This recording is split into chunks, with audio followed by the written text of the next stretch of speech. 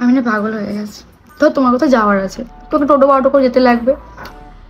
অন্য সময় বাইরে টোটো আর অটোর লাইন লেগে আমার চিতার ওপর থেকে টোটো অটো চলে যাচ্ছে, এত টোটো অটো। কিন্তু এটা তোমার দরকার মাজাল যদি তুমি ওখানে একটাও টোটো বা অটো দেখতে পাও, পাবেই না, তুমি দাঁড়িয়ে থাকবে টোটো।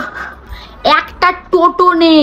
এবার বাই এনি চান্স তোমার যদি আমার মতন কপাল না হয়, তুমি যদি একটা টোটো বা অটো পেয়ে যাও, তারপর দেখো স্যাট স্যাট টোটো অটো যাচ্ছে, মানে কোটি কোটি অটো টোটো যাচ্ছে। তাহলে আমার কথা হচ্ছে গিয়ে এতক্ষণ ওই টোটো অটোগুলো কোথায় ছিল?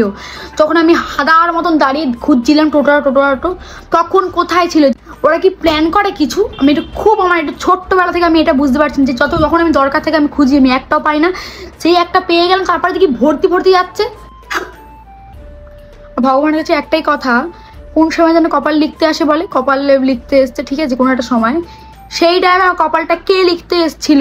পেনে কি কালি ছিল না, নেই মুড ছিল না যে আমার সেদিনটা ভালো করে লিখি?